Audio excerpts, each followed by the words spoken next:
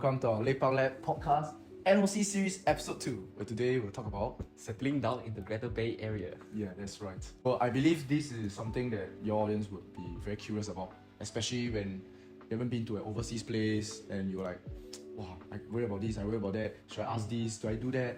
I think today's video will help you settle a lot of your worries, hopefully. So we'll be mainly sharing on our experiences and then some points that you may be able to take away from this podcast itself. Yeah, but before we begin, right, actually got something I really want to ask you for damn long. Like, I realized I haven't really asked you this before. Come. Okay, so before coming to China and after, like, what difference do you feel? Wow, what difference do I feel? What do you feel about Shenzhen? Then after you come, like, what's actually true, what's not? Maybe one main aspect is that when say that Shenzhen is actually a very international city, part of China that you can feel lah. Then when I come here, it feels like I don't see as many foreigners as I thought I would see, but more of like local Chinese from the other parts of China. Yeah, so you see from Jiangxi, from Guangzhou, from Shanghai, Beijing maybe. Yeah, that's one of the reality that I've seen after coming to Shenzhen. Then for you, do you have any expectations that you have? Before I come, I also hear a lot about Shenzhen being very international, being one of the most economically vibing cities of China. And so I was like, wow, Shenzhen must be a very fantastic place. Wow, it's like I have a lot of like positive images. Not that now it's not positive, but it's more like what you say, international. Huh? But all I see is mainly Chinese. Only Chinese. I really hardly see people from other countries. For example, like US or like Africa or from Japan, Korea. No, very little. Honestly, I would say the international scene is not as much as like Hong Kong or Shanghai, for example. Yeah. When you first come to Shenzhen on the NOC program, what's the first thing that you know that you're gonna do when you land? Let me bring you all back to our process, like how it was like. So I think before even going to China, I believe a lot of y'all will be very worried about this. Wow, I remember asking our seniors, Zizeng and Chin, should I do this? Should I get that? Or how's the data plan like? What's the housing like? We keep asking a lot of questions, and now I even feel to the point I feel a bit paiseh already. Because they're actually still working, and then I just keep bombing their questions. You're bugging them so much. Like, oh my god. And I'm not even close to them. I didn't even know them before. So for the trip, right, definitely settle the eSIM card. Like, coming to China, you need a data plan, for example. Go and get an eSIM for you to survive at least for the first few days. Correct. Then, the first thing I remember all of us doing, right, was immediately we want to settle for mobile plan. Go and get a Chinese mobile number because it's so important. I'm recalling struggling to get TT, without a Chinese mobile number. Ordering food, I cannot order. They ask for a Chinese mobile number to register. Wow. I cannot use Singapore number, right? It's true lah. And like there's so many things. I'm taking public transport, for example, to set up your Weixin. A lot of features in Weixin, in WeChat, you need Chinese mobile number too. Only for mainland Chinese phone number that they can use messages. Yes. Of course, I think there are like tourist version of the features, but it's very limited lah. So fast game, go and settle. Like I think it only took about 1 hour. I just went to a branch, like China Mobile branch. Then just go and settle. But what telco you use? Personally, I'm using China Telecom. You guys are using China Mobile, right? A lot of us using China Mobile. We pay 9 yuan for a month. What's yours? Mine was not actually a lot Chong and the group to China Mobile to make this plan. But I think that 99 yuan for 15 gig data is a bit 不划算, not worth. So me and Kai Xuan, another batchmate of NOC, GBA, we went to this China Telco branch. So when we go in, we just ask the counter, got any nice package for us as a student? They also told us that 99 yuan for 15 gig. So I was like, it's quite expensive, right? It's quite expensive. That's true. 那有点贵。然后又很15G 又很少。Then we were like ask, can you give us better plan or not? Then the counter lady just go to the office. Maybe ask the manager. They suddenly come out. 我有一个新的套餐 they got a new package for us. And they say 59 yuan per month for 30 gig. 59 yuan per month. 30 gig. I was like, quite worth it. Okay never mind just don't think so much, then just sign off. The connection The connection I think okay lah. Other than sometimes in the MRT cannot receive, cannot even watch YouTube. Oh, that was like me also. That was like me. Yeah. Oh, shit. Wow. Actually, talking about this, I recall because I go Hong Kong quite often. So, like, I always have to squeeze in this like called 10号线. Yeah, it takes about like 10 plus stops to reach to Futian checkpoint. Then I recall like going in, then in between the stops, right? I want to swipe like Instagram, Douyin, all this. It always the video they'll play the first few seconds. Okay. Then after that, then you're stuck there. I stop the other one. After few seconds, stuck there. Wow, big six. I cannot watch my video, you know. I just play Spotify. Yeah, literally every time the train stop, wow. No, then I remember this. I remember I didn't download my songs on Spotify. So and my music also 卡在一边 it got stuck halfway. Then I was like, I'm just dreading. I'm just packed like sardines with the rest of these like already so rush hour. Do the stuff I want. I think if you also have the same experience, then probably most of the telco with shit. Yeah, okay lah. Then you all can decide whether you want China telco or China mobile. Yeah. Yeah, go and see the plans. They are both like the biggest China telco in China. Yes. So yeah, it will be fine. Yeah, I think it should be okay. Yeah. Then that time when started out, how you all find housing? Oh, find housing. Actually initially we tried to find housing when we are still in Singapore. So we go on the website like Upa, Tongcheng, Anjiker. Yeah. Then we scroll a bit to kind of like do our survey on what are the different housings. Yeah, but they always say right, the expectations, right, the picture that you see, right, is very different from reality. Right? Shit. Yeah, when you see one condominium like 5-star condominium, in the end when you go right, 2-star condominium. Yeah. Okay. So in the end when we reached China, we engaged an agent. So one of our batchmates know an agent. So we engaged the agent. Then she brought us around the area we wanted to look. Yeah, then recommend us some. Yeah, in the end we just okay lah. After seeing like 4 or 5 houses, then we settled on one. How about you? I think quite similar also. Before that, I remember 4 of us wanted to stay together. Ooh. So we even had like group call meetings to talk about the housing price, talk about the housing location. But back then we really struggled because we also not familiar with Shenzhen map, right? And then we just only roughly know where our workplace is. That's all. Then we also not sure what kind of housing is better. Whatever. Yeah, basically have no information on all these things. Then it's so hard to access information about China. Also, like Inigo is Baidu, and it's the first time I've seen so many Chinese characters. Oh yeah. I cannot. So end up what happened was I also went Anjiker. Then just nice when we landed here, then one of our housemates, she say she got family in China. Then she's like, hey, how about I ask my cousin to recommend some agents? So end up she the cousin recommended us this agency called Le Youjia, which is like our house downstairs only. Oh yeah, it's just right next to the convenience store. Then they brought us to a few places to see. So apparently like they are like a classification of town housing in China. Like they brought us to 小区, 社区, and 公寓. Then 小区 is really the ghettos, the ratchet kinds. Probably wouldn't want to stay there for 6 months. Yeah, it's really quite bad, the environment. Then we're like, don't want. So end up we went to 社区 and 公寓. 社区 is more like a neighborhood friendly kind. It's like our house nearby, a lot of amenities. So 公寓 is the more hotel standard. High class. Yeah, which is the one Joe's thing, which obviously you have to pay more. Yeah, I understand why. Yeah, so that's 3, and then we also went to a few places. So I think 20 plus stories. Honestly, the view is very nice. Like you can see sunset all there. Wow. But the amenities in the house quite old. So then we like, then we went to our 6th floor. Yeah, so we're currently living on 6th floor, which not too bad. Yeah. But I feel that housing wise need to take note for a few things. Yeah. Because like back then, if I knew this information, right, I feel that we would have dealt with it better.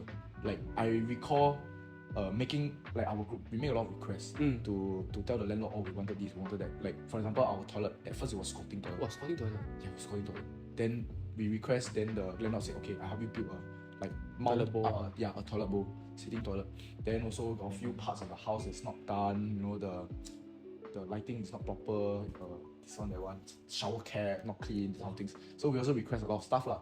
Then on the day before we move in, we came down to the house again to see the house and all the renovation stuff like that. More or less done. But we realized that on the day when we were signing the contract, right, we needed to do a furniture checklist. Then the furniture checklist inside got this thing called 冰箱, which is fridge lah. Then we realized we have been in this place, we've been looking at all these small little problems, but we didn't realize there's no 冰箱. Can you believe that a house has no fridge or not? It's like, huh? Yeah, then at first my agent look at me, then I look at him. 好像没有 fridge 欸。他说我也是没有看到。then 我说怎么办？ Like we're gonna sign the contract already, and luckily we still haven't signed. So end up our agent helped us to go and fight for the fridge. Then at first the landlord really don't want, cause he said you asked me to do so many things, I'll do for you already. Then you still want fridge. Then all these things, you know, I actually can go to rent you this place because in China, usually the rent is go by 1 year. Normally by 1 year. I don't know. Yours is it? Actually, ours also by 1 year, but yeah, our agent fought for it lah. So in the end, Same. Yeah. Also, so by right is actually all 1 year. So ours will fight. Then he say, blah blah blah. I give you so many special requests. I accommodate. Then you still want this. Then like, you know, Chinese New Year, we're not going back to Singapore. We want to cook some food, you know, with no fridge and how things like this. Then we need to buy vegetables, buy fruits, you know. Then there's no fridge. So then end up they call in the landlord, okay, we'll buy you a fridge lah. Then he go Jingdong, I think. Jingdong go and buy a fridge. A small one lah. Actually the fridge can even put vegetables. They can put beer, put some drinks. For context, right? It's the hotel kind of fridge, just the mini fridge, just a bit bigger. Yeah, it's just mini fridge, very small. So like whatever lah, make do lah. I mean 6 months, okay lah. 好过没有. Yeah, 好过没有. So I think something to take note is when you are before signing the contract, make sure to go and request everything that you can. Yeah, the kind of bed that you want, you know, the bed size, how soft or how hard the bed you want it to be, anything that can help you keep your comfort level high for the 6 months. Because after the contract, then you still want to request all this. Yeah, you'll just be paying for your mistakes. Problem. Yeah. If anything else you want to add on, it's on your own cost already. Yeah.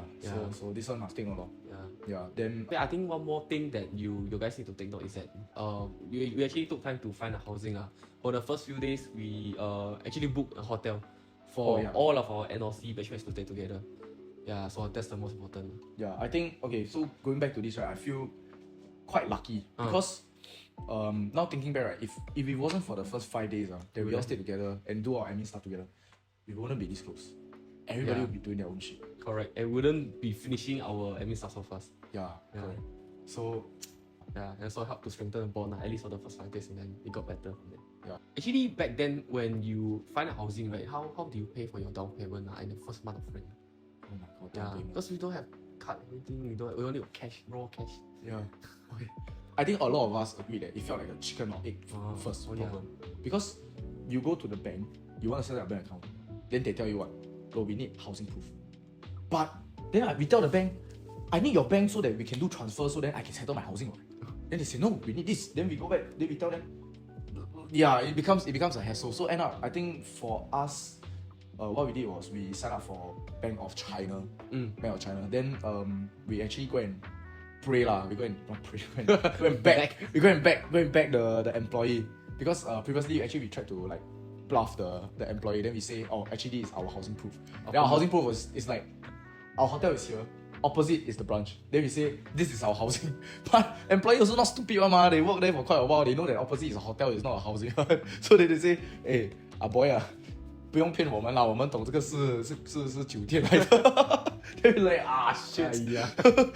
Then end up we just say we're students. Then we want to get housing lah, and then we cannot because we need the bank to set up so that we can transfer. Like we don't want to carry 20+ K renminbi cash with us. Wow, it doesn't make sense. We carry for 5 days until we actually pay for the rent. Yeah, exactly. So yeah, we wanted to set up a bank. Yeah. Then for yours. For mine, I did China Merchant Bank just because my company said that it's one of their preferred way of transferring our salary. Okay. Yeah, I think same problem as you lah. So we went to a branch near our hotel. So we taught them the same thing. Same issue, but they don't allow us to do it. Yeah, so we just search on the counter it's like a Google map to see if there's any like isolated bank branch. Yeah, then we did it over there. We grabbed over there. Then must be isolated. I think higher chance for you to try isolated. Yeah, so we go down, we say that we want to make a bank account, but we currently don't have permanent housing yet. But what we have is like a temporary stay for this week. Yeah, then when we move into our permanent housing, we'll come and update. They're like, okay, can. They're very friendly. So they straight away help us to do the application, then bring us to the counter. Then actually when we were doing the bank card, right, they were asking for a lot of information. Yeah. then at first we said that we are here to work. So they ask a lot of work information. Oh no, okay. Company information, the company proof of employment, about all this information we don't have. What we do have is only the students like from our partner university. Even if you ask your company, it also take quite long to get it back. Then I already need the bank card to put in my money to pay the rent already. The doctor saw attendant, we don't have this information. Is there any other way to expedite this process?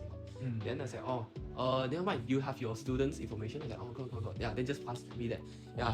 Then they quickly settle, half an hour, we get our bank card. Then that's it. Settle down. Because I think I remember the time our program manager got mentioned this. He said like, when you settling all this admin stuff, right, you portray yourself as a student. Like not saying you hide from them that you are interning here, but more like you don't go and openly just tell them, I'm here to work, and then they will ask for all this work documentation, which is a hassle. Just student, and then they will settle a lot of things for you. Then because I also remember for our case, we also did the same thing. So we went with a temporary proof of housing with the hotel. Then we promised them that 2 days later, once we get the contract out, then we'll bring back to the bank and show them that we are here to stay for 6 months. So one more thing, we need to address the context part, why everything is so rushed. Because we only booked our hotel stay like together, all of us, for 5 nights. So we need to settle mobile phone number, we need to settle the bank, we need to settle the housing, because after we leave the hotel, right, we need to move into our housing. Correct. So if we don't settle the bank and then the housing by then, we will not stay on the streets. Stay on the streets cannot be. So that's why that was the rush. So I think maybe for y'all can decide whether you want to stay for longer or whatever, because I think we're also rushing to travel. Correct. So 5 days, we gauge that 5 days we can finish everything. Then the next 2 weeks, right, you'll be used for traveling already. Correct. Can use to explore Shenzhen, go and take it chill lah. Better to rush all these things with your friends while you're still staying together. It's easier also. True. Then when that time you come Shenzhen, right, how you find the transport? Like how you get around? Wow. I think the first time when we came over, bulk of our transport goes into Didi, which is China's version of Grab lah. Back then I don't think we use MRT. So everywhere we go, we just book Didi. So that was the main transport we take back then, which is what I'm also still doing lah for now, going to the office, because from my area, from my house to the MRT station is a distance away. Then from my office to that MRT station is a distance away, so it makes sense for me to use Grab lah. How about you? I use more public transport actually. Because I'm the only person working in my company. Then usually for work, I will take train, which is quite fast, which is like only less than 20 minutes train. Right? But the funny thing is, right, I actually got one time I was very tired, so I tried. Then I just started lah. I take TT to go back home after work. It's damn stupid. I take about 25 minutes by train to reach home. I take TT, I took 40 minutes. Wow. And I pay more. so it's like, then I come to think about it, actually, I think Shenzhen Metro really more efficient than driving. It is. I would say it's quite similar to Singapore's MRT. But the buses questionable, because the frequency is very bad. I remember waiting 20 minutes for one bus. Same. In the end, so bad. Waited 30 minutes, right? Then never mind. They take train. TT. Then I think the rush hour is quite bad. It's very bad. Because you take TT to work, right? Correct. I take the train to office. So like I mentioned just now, if I were to go Hong Kong, I have to take this line 10. Then I take line 10, I will take about like maybe say 12, 13 stops to Futian checkpoint. I tell you, I thought Singapore, the Circle Line, when reach Bishan, the amount of crowd, right, is already bad. I come Shenzhen, open up my eyes. I go in, I literally have no space to breathe. It's like that one. It's really like this. Then luckily I'm not very short, so like I still can breathe a bit. Imagine people like 1.5 something, 1.6, you just breathing people's armpit hair. It's so bad. Then imagine some fella never shower or their clothes never changed, then you're just gonna suffer for that 30 minutes. For that 20 minutes. But overall I think the public transport here is okay, it's not bad. But if you wanna take TT, let's say it wouldn't be as bad as well. The prices are relatively, it's still okay. Friendlier than Singapore's Grab. A lot friendlier. A lot friendlier. Maybe a Grab in Singapore, the distance you take maybe SG $15. I think here is only $5 SG. It's really very, very okay. It's still doable. Then on that note, right, actually come to Shenzhen, because just now we mentioned that it's quite an international city lah. A lot of local Chinese from other parts of China come. Yeah, so I think one thing to note that is that Shenzhen they don't have their own delicacies. You know, like Shanghai got Shanghai 小笼包、蟹黄面, Beijing got Beijing 烤鸭. Shenzhen is no, how do you think? Yeah. So I want to ask you like, actually the food here it fits your taste bud or not? Personally, I'm okay with Chinese food. Oh. So, you're going out now, is it? Okay, then you go out first. We cut this part. Oh, it's already. Oh, bro. Yeah. This can be a blooper. Why? Oh, this public nuisance. For you, right? Like all this food, right? Fit your taste bud or not? Wow. Okay, I think because personally for me, right, I am generally okay with Chinese food. Yeah, but then again, if you're not okay with Chinese food, then I don't know why you're coming to China lah. This should be okay lah. Then for me it's okay. Just that okay, why? Last time when I see Chinese food, I just see it as Chinese cuisine. But I come here, then I realize actually Shenzhen, the unique part about Shenzhen is it has a diverse food scene in terms of like China delicacies. You know, they have like Xinjiang 烤肉, Xinjiang 羊肉, you know, all these Yunnan 菜 lah. They have like 东北菜 lah, Sichuan, Chongqing 烤鱼, this kind of stuff. Guangdong, Guangzhou food, Canton food, dim sum. It's very very diverse. Like you can in Shenzhen you can eat a lot of different parts of China's their cuisines, which I think quite interesting because like actually you don't really have to really travel there to go and eat lah. Yeah. But whether it's really authentic or not, that I cannot say for sure because I haven't really been to everywhere one. Yeah, but I would say it's still acceptable. Generally, I think still acceptable. But if you want to eat Western food, Japanese food, Korean food, I'll go Hong Kong eat lah. Hong Kong is a lot better lah. Hong Kong if you talk about like more international food scene, Hong Kong is better. Yeah, what about you? I think for me, not bad, but like they are good food, they are bad food. I think China's food mostly they are quite 重口味, so they put our seasonings. Yeah. So so there are a few food that I really like is Xinjiang food. Xinjiang 炒面, tender, right? Very tender. Yeah. And then there's also like this 档仔, like this store, roadside store, they just set up and then they sell their food there. Like 炒饭, 炒面, 炒粉, this kind of stuff. Yeah. Okay. I talking about this made me recall something. Like actually near my house, right, got a lot of all these food stores. Then I recall coming first few days in China, I see all these food stores, I get very excited. You know why? Because it feels like the Taiwan night market. Yeah. The 夜市 kind of vibes. So it's like, wow, got night market there. Wow, got food store there. Wow, then every food I also want to try a bit.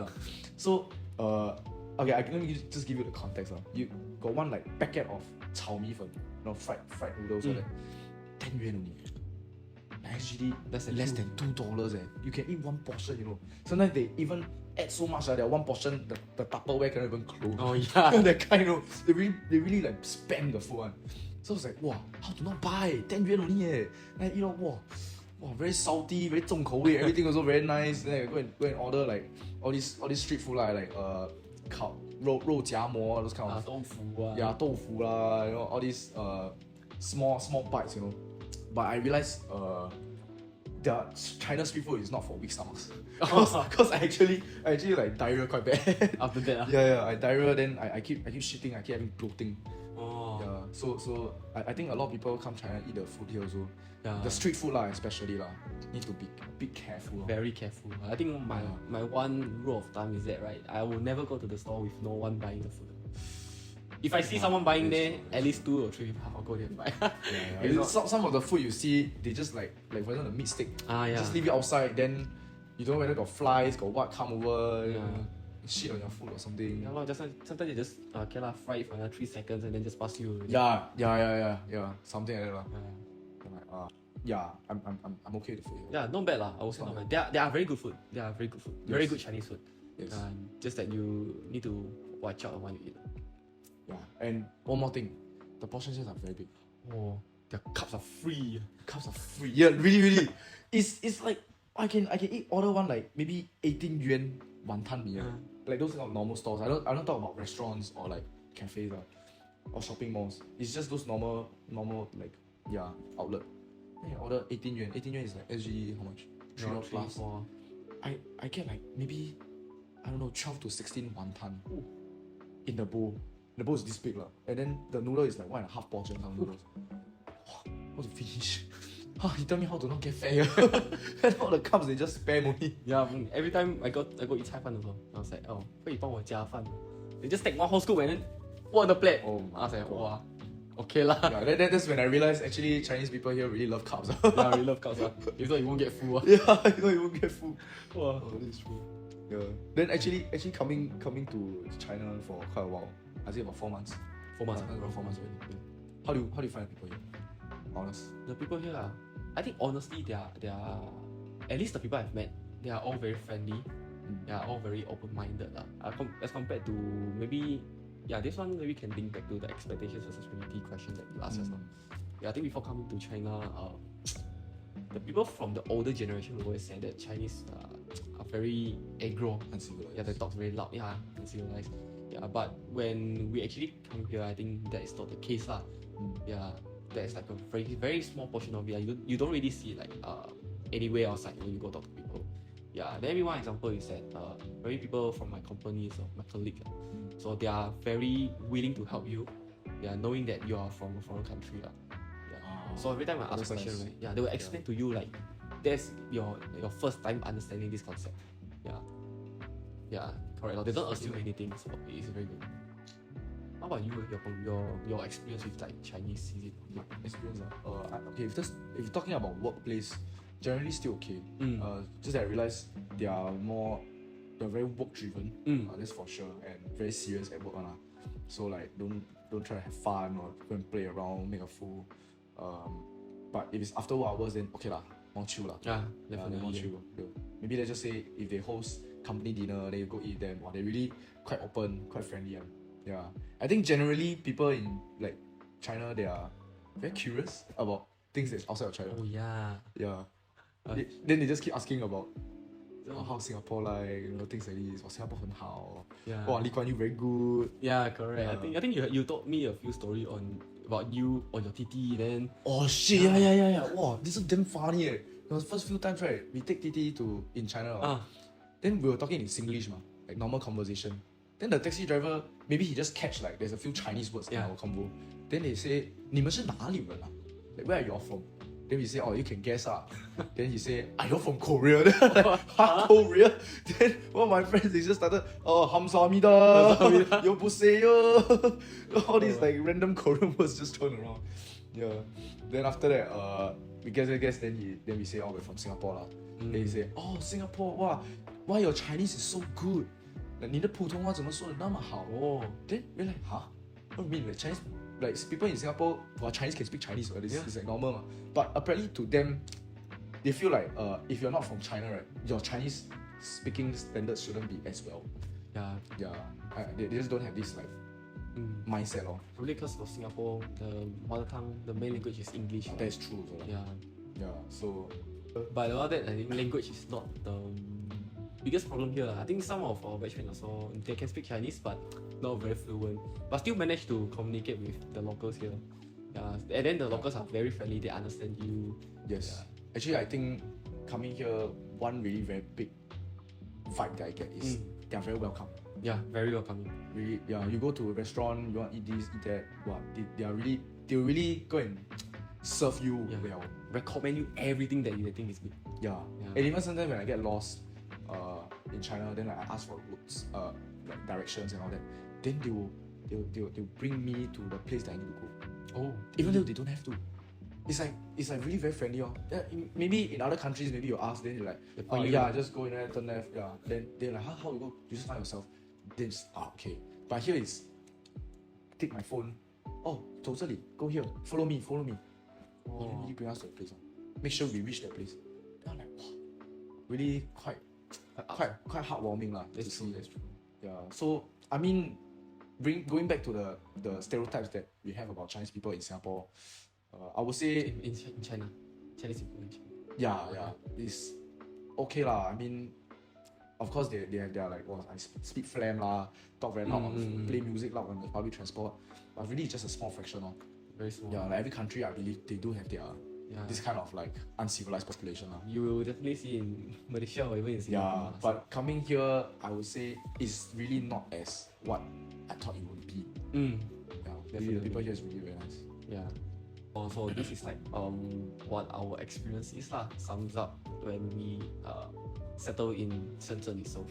Yes. Yeah, but of course later on after this we do went on a 6 days holiday. 6 days, 5 trip nights. with all of our All of us, NOC yeah. batchmates lah. Yeah, so pretty interesting. Yeah. I mean, if you are curious about how our traveling experience together in a big batch is like, we got a lot of we got a lot of tea to share with you all lah. So if you're interested, you can drop down in the comments and let us know that you want to find out more, want to hear more about stories. If not, I think that's today's episode. Sums up pretty much everything. Mainly is I believe there might be changes for your batch or your batch after that. I think what's more important is really go back and check with your program manager. And two of us hope that our 2 cents would help at least 让你少走冤枉路啦. Make you walk less curvy roads. Yes. Yeah. Look forward for our next episodes where we're talking about Workplace culture in China. yes. Yeah. So if you ever feel lost, Feel free to come and Lepak with us. let's go. Goodbye.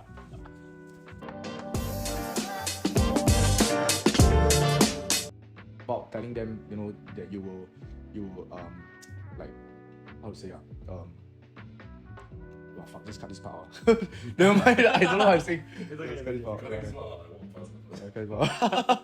Okay. Yeah. So